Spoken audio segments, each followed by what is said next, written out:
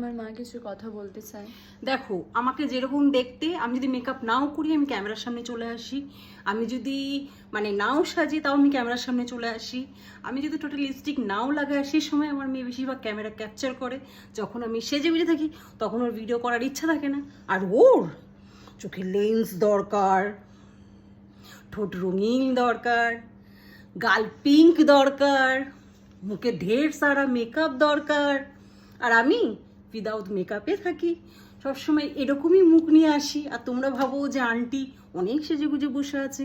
আমি কি কথা বলবো, আমার প্রচন্ড পরিমাণে শ্বাসকষ্ট হচ্ছে। তাই আমার মা বলছে মানে পরে কথা বলতে। তোমার জলঘাটা হয়ে যাচ্ছে, এত আমার কাজ মানে পড়ে গেছে, আমার মানে নিঃশ্বাস নিতে পর্যন্ত কষ্ট হচ্ছে।